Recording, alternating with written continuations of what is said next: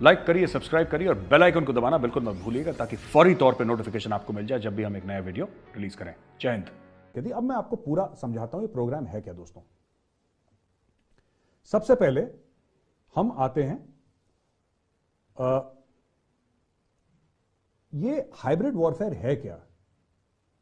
Hybrid warfare है क्या, मैं चाहता हूं डायरेक्टर साहब जरा वो एक इमेज दिखाएं जो मैंने डाउनलोड करी है गूगल से। जी देखिए साहब, प्योर कन्वेंशनल वॉर क्या होता है?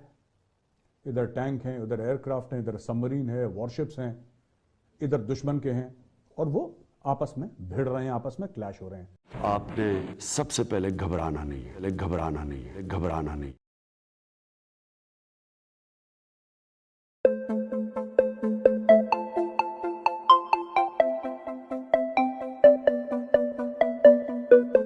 तो दोस्तों वो स्टोरी खत्म हो गई है। मैं आपको सच बताऊं, वो स्टोरी अब खत्म हो चुकी है। हमें कितनी भी अच्छी लगे वो स्टोरी, वो कहानी कितनी भी अच्छी लगे, fact of the matter is वो कहानी खत्म हो चुकी है और जितनी जल्दी हम समझ जाए उतना अच्छा है। अब जमाना है हाइब्रिड वॉरफेयर का। हाइब्रिड वॉरफेयर में हम उसको 5th जनरेशन वॉरफेयर भी बोलते हैं, हम उसको नॉन काइनेटिक, नॉन कॉन्टैक्ट, ये सब अलग अलग टर्म्स हैं, ये एक टर्म नहीं है, ये सिनोनिम्स नहीं है एक दूसरे के, लेकिन लगभग एक ही डायरेक्शन में जा रहे हैं। लेकिन ओवरऑल जो इसका जो टर्म है, ओवरऑल एक अम्ब्रेला टर्म अगर मैं कहूं तो वो इन्फ्लुएंस ऑपरेशंस है। क्यों दोस्तों? इसलिए क्योंकि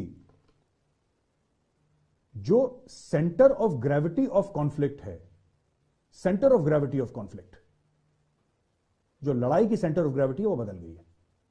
एक जमाने में centre of gravity of conflict होती थी दुश्मन की सेना या फिर अपनी सेना दुश्मन के लिए, लेकिन अब वो हो गई है सिविल सोसाइटी। जो एनएसए साहब ने वहां पे बताया था आईपीएस प्रोबेशनर्स को, गलत बात नहीं बोली थी, उन्होंने बिल्कुल सही बात बोली। लोगों को बात समझ में नहीं आई, या कुछ लोग ऐसे भी हैं जिनको समझ में तो पूरी तरीके से आई, लेकिन साहब थोड़ा सा पॉलिटिकल मामला भी होता है ना। जब तक आप अपोज नहीं करेंगे, आपको अपोजिशन बोलेगा कौन? तो हर चीज में, अगर आज गणतंत्र दिवस है और मोदी जी बोल दें आज गणतंत्र दिवस है, तो कोई ना कोई तो बोलेगा कि नहीं साहब आज नहीं है, 27 तारीख को है। ये ऐसा होता है, ये मजबूरी है, ये पॉलिटिकल मजबूरियां हैं। अब मैं आपको आगे समझाता हूं साहब।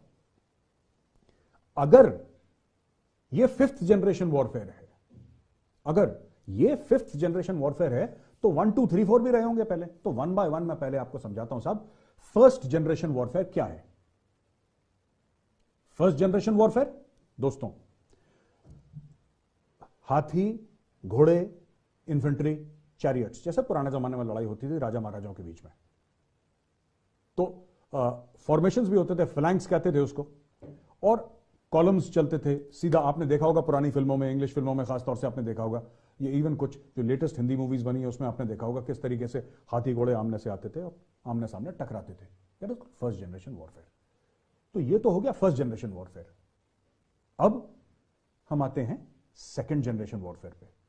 2nd जनरेशन वॉरफेयर में जब बोला कि दूर से आप, क्योंकि तीर कमान से आप 10, 20, 30, 40, 50 गज तक एक्यूरेटली आप मार लेंगे, उसके बाद जो एम है वो गड़बड़ हो जाती है। लेकिन 2nd जनरेशन वॉरफेयर में क्या हुआ कि राइफल और मस्केट आ गई, ब्रीच लोडिंग वेपन्स आ गए 2nd जनरेशन वॉरफेयर में, और उसके इस्तेमाल से वॉरफेयर थोड़ा सा इंप्रूव हो गया। थोड़ा सा डिस्टेंस से लोग एक दूसरे को मारना शुरू कर दिया। अब जहां पे बात होती थी 10, 20, 30, 40, 50 गज की, वहां पे बात होने लगी 300, 400 गज की, 500 गज की। इतनी दूर से दुश्मन को एंगेज करना शुरू कर दिया, जो पहले जमाने में नहीं होता था। तो जब से गन पाउडर आया, गन पाउडर तो खैर चीन में बहुत पहले से आ गया था, फिर ये सब आया, उसको राइफल में डाला गया, राइफल्ड जो बैरल्स होती हैं वो आई, मस्केट्स आई, फिर दुश्मन की तरफ निशाना लगा के मारना शुरू करा। ये हो गया 2nd जनरेशन। इसके बाद आता है दोस्तों 3rd जनरेशन वॉरफेयर। ये 1989 में यूएस मिलिट्री ने टर्म कॉइन करा था, लेकिन कॉइन पहले का है। जब ब्लिट्जक्रीग नाम का हिटलर के अंडर ये कहानी शुरू हुई ब्लिट्जक्रीग की। ब्लिट्जक्रीग क्या था? Fast moving armour columns, fast moving infantry, even fast moving artillery, यानी कि तोपखाना भी तेजी से चल रहा है, पैदल सेना भी तेजी से चल रही है, बख्तरबंद गाड़ियां भी तेजी से चल रही हैं, ऊपर से एयरक्राफ्ट, और जो यानी कि दुश्मन के जो डिफेंसेस हैं, जहां पे दुश्मन ने पोजीशन ले रखी है कि जब हिटलर आएगा तो हम उसको यहां से मारेंगे, उससे ये लोग भिड़े ही नहीं, साइड से निकल गए पीछे दुश्मन को घेर के। इसमें ये काफी कॉम्प्लिकेटेड है ब्लिट्जक्रीग, इतना आसान नहीं जितना मैं आपको बताने की कोशिश कर रहा हूं, लेकिन समय की कमी है इसलिए मैं बता रहा हूं कि ये हुआ। और पहली बार शायद to the best of my knowledge पहली बार दोस्तों जब ब्लिट्जक्रीग हुआ था ना, ये हुआ था 1 सितंबर 1939 जब हिटलर ने पोलैंड को इन्वेड करा था, और उसने कुछ ही दिनों में पूरे एक मुल्क को तहस नहस करके रख दिया। किसी को पता ही नहीं लगा कि आंधी की तरह आया, तूफान की तरह चला गया और मौत अपने पीछे छोड़ गया। इतना जबरदस्त चीज करी थी। यह था 3rd जनरेशन वॉरफेयर। अब हम आते हैं 4th जनरेशन वॉरफेयर। ये थोड़ा सा लंबा है, मैं आपको समझाऊंगा। 4th जनरेशन कॉम्प्लेक्स है। 4th जनरेशन में हमें कहते हैं कि जो स्टेट की मोनोपोली है वायलेंस पे, कहते हैं कि स्टेट की एक मोनोपोली होती है वायलेंस पे, जो लड़ाई है, झगड़ा है, ये सब है, ये सिर्फ राष्ट्र करते हैं। राष्ट्र के अंदर कुछ लोग दूसरे राष्ट्र की तरफ नहीं करते। पहले नहीं होता था, 4th जनरेशन वॉरफेयर में ये शुरू हो गया। और 4th जनरेशन वॉरफेयर में हम देखते हैं कि highly decentralised form of warfare, यानी कि ऐसा नहीं कि एक हेडक्वार्टर है जो सब कुछ कमांड कर रहा है। इसमें हमने अलग अलग चीजें देखी, मैं आपको एग्जाम्पल भी दूंगा किस तरीके से लोगों ने इन चीजों का इस्तेमाल करा लड़ने के लिए।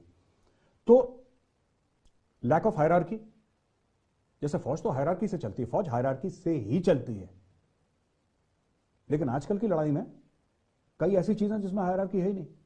मैं आपको बताता हूं इसमें, जैसे कि हम बात करते हैं इस्लामिक स्टेट की। इस्लामिक स्टेट, आइसिस, दाइश भी कहते हैं उसको। फिर हम बात करते हैं अलकायदा की।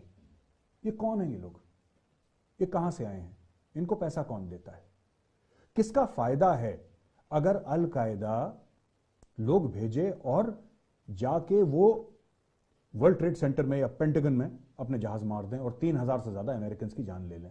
किसका फायदा है, कौन इनको फंड कर रहा है, इनके पास पैसे कहां से आते हैं? आपने सबसे पहले घबराना नहीं है, घबराना नहीं है, घबराना नहीं। राजा दाहिर की हुकूमत, और हमने उसके शहर का नाम पोर्ट कासिम रख दिया। वो तो सर अब जो लास्ट में मैं यही पूछना चाहूंगी, जो मौलाना साहब आए थे मेरे शो में, उन्होंने भी ये कहा कि जी फिर एक कोई मोहम्मद बिन कासिम आएगा, वो फिर ये राम मंदिर तोड़ देगा, फिर दोबारा मस्जिद बना देगा। और दूसरा उन्होंने ये कहा कि जी सिनेमा देखना हराम है, सिनेमा में काम करना हराम है, और हर चीज म्यूजिक और सिनेमा से रिलेटेड उन्होंने कहा सब हराम है। आप उनसे ये कहती मौलाना साहब, आपकी शक्ल अगर खराब है, बदसूरत है, और आपको इस दुनिया में कुछ नहीं मिला, तो हमारी जान क्यों खराब कर रहे हैं कि कयामत आए और फिर जाके हमको हूरे मिले? अपनी दाढ़ी वाड़ी ठीक कर लेते, थोड़ा वेट लॉस कर लेते, तो आपको यहाँ डेट मिल जाती, आपकी गर्लफ्रेंड होती, कोई जिंदगी गुजर जाती। बेचारों को बस बॉलीवुड की फिल्मों में बस देखते रहते हैं, अच्छा ये वो है, वो जा रही है। नहीं देखते, वो कह रहे मैं फिल्में नहीं देखता, मुझे तो हराम, वो हराम कह रहे थे सिनेमा देखना। आप में तो आती होगी फिल्म इनको। मैंने तो उनको कहा, मैंने कहा शोले फिर भी देख लिए, शोले बड़ी अच्छी। नहीं, ये दे लायर्स।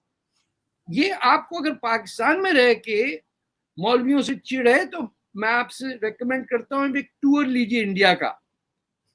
एक से एक आपको मिलेगा बदबूदार आदमी जो हिंदुस्तान से नफरत करते हुए मुंह पे कहेगा कि हम तो हिंदुस्तान से प्यार करते हैं, जान देने को हाजिर हैं। He is totally lying.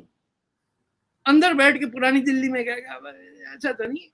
अब देखिएगा, 18 साल से बिल नहीं पे किया हमने बिजली का, देख कुछ नहीं कर सकते। वो मौलाना जो है इमाम, वो अपने बच्चों को बर्थ प्लेस बुखारा लिखाते हैं, इमाम बुखारी। उनका इंडिया से ताल्लुक नहीं है। जिसका खाया पिया, जिसने पनाह दी आपको, जहां आप रह रहे हैं, जिस राजा दाहिर ने मक्का से भागे हुए लोगों को पनाह दी, उनको आपने दुश्मन बनाया। जो रसूलुल्लाह के साथियों को मारने आए वो हमारे हीरो बन गए। यानी उल्टी गंगा बहती है, ये तो उल्टी कोई और ही दरिया। मैंने उनसे ये भी कहा कि मैंने तो ये सुना है कि इस्लाम तलवार के जोर पर आया था हिंदुस्तान में। कहते हैं अगर ऐसा हुआ होता तो कोई हिंदू बचा ही ना होता। गलती से चंद्रगुप्ता मौर्य बच गए। ये यानी अंदाजा लगाइए मोहम्मद बिन कासिम को सेलिब्रेट करते हो, फिर उसी सेंटेंस में कहते तलवार का तो कोई ताल्लुक ही नहीं इस्लाम से, लोग बस हमारी शक्लें देखते थे और कहते वाह वाह वाह कैसे लोग आ गए, वाह हम मुसलमान बनेंगे। इतने इतने झूठे लोग हैं, इनसे कोई बताए कि मिस्र में इन्होंने इस्लाम फैलने पे रुकावट डाल दी क्योंकि वो जो जजिया है उस कम पड़ गया था उमय्यद खलीफों का। तो उन्होंने कहा ये मिस्र में लोग मुसलमान क्यों बन रहे हैं, ये तो टैक्स हमारा कम होता जा रहा है। उन्होंने कहा ये बंद कर दो। So in Egypt they stop, you had to pay amount of money, जैसे वो पगड़ी पे घर नहीं होते कराची में, किराया कम होता है, उस तरह लोग मुसलमान होते थे। आपके सिंध में जो अरब इन्वेडर था वो तो रहता था एज अ मुस्लिम, जो कन्वर्टेड था, जो सिंधी यहाँ का आदमी मुसलमान होता था, ही हैड टू पे जजिया। लेकिन आपको थोड़ी पढ़ाया जाएगा ये। आप तो कहेंगे एक जगह मोहम्मद बिन कासिम, दूसरी जगह मोहम्मद अली जिन्ना, ये दोनों आए घोड़ों के ऊपर, उन्होंने पाकिस्तान बना दिया। और वो बंगाली जिन्होंने पाकिस्तान बनाया और उन्होंने कहा भाई माँ बाप माफ करो, हमें जान छोड़ो, ये नहीं चाहिए। शेख मुजीब के सामने ही was to become prime minister of Pakistan, no, let these people go. He rather became prime minister of Bangladesh after winning a war than to be prime minister of Pakistan and Bangladesh. समझ नहीं आती कुछ, हर जंग में हारते और फिर कहते जीत गए। और आज देखिए बांग्लादेश कहाँ है कि उसको देख के रश्क आता है। इंडिया से आगे है, 10% ईयर पर ग्रोथ हो रही है। उन्होंने सारा फोकस औरतों की एजुकेशन, एम्प्लॉयमेंट एंड ट्रांसपोर्टेशन पे लगाया। सुबह आप जाइए ढाका के अंदर, लोग जा रहे होते हैं, लड़कियां स्कूटरों पे और साइकिलों के ऊपर। It is a pleasure to watch them. मैं आपको रेकमेंड करूंगा, प्लीज विजिट बांग्लादेश, जाइए रोड से। और इतनी बड़ी ट्रेजेडी हो गई है, ये हमसे गुनाह जो हुआ है, ये इसकी पेमेंट कौन करेगा? उन्हें अपोलोजाइज नहीं। मुझे एक हमारे कोई रिटायर्ड फौजी है, उनसे मैंने बात की तो वो कहने लगे नहीं, वो जो कुछ हुआ बांग्लादेश में हम नहीं थे, बल्कि हिंदुस्तानी फौजी थे जो पाकिस्तानी फौज की यूनिफॉर्म पहन के सब कुछ कर रहे थे।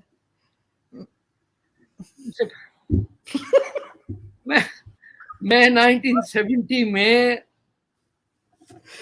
कराची सन के अंदर रिपोर्टर था, जूनियर। मैंने ये पूरी जंग इनसाइड द एडिटर्स रूम देखी है, और वो दिन भी देखा है जब प्रेस क्लब से लोग वॉकआउट करके गए, जब याया खान ने आके कहा the fight on the western front shall continue. ऐसे लोग जगदार ना, वहां एक चौकीदार था हमारा प्रेस क्लब का, पश्तून था, और हम दो थे। We were the only people in tears. हमारी साइड हालांकि जीती थी, हम बांग्लादेश को सपोर्ट करते थे, लेकिन पाकिस्तानियों की यह हालत थी कि दे हैड नो सॉरो। कोई आपकी मां मर जाए और आप कहें यार ईद का चांद निकला नहीं निकला। इनके इश्यूज ऐसे कॉन्ट्रडिक्टरी हैं कि वो ये जंग हारने के बाद पाकिस्तानी करेंसी बिकेम वर्थलेस। तो ये नाला जो है कौन सा आई चुंदरीगढ़ रोड और प्रेस क्लब वाली सड़क पे, उसके अंदर there were millions of rupees that were flowing in the gutter क्योंकि they were worthless। पूरी पाकिस्तानी करेंसी was demonetized। ये उसमें भी शौक नहीं हुए, उसमें भी ब्लैक कर रहे थे कि जनाब 5,000 रुपया अलाउड है तो ये आदमी लाइन में लग जाएगा, इतने पैसे इसको दे दें तो 5,000 की बजाय आपको 3,000 वापस मिलेगा। ये आप मुल्क की तबाही में फ्रॉड कर रहे थे लोग। और भूखा बंगाली यही कहते और चंगा चला गया, उठते थे साइक्लोन आंदा। ये सुन के हम थक गए थे। द वर्ड भूखा Bengali was part of Urdu literature.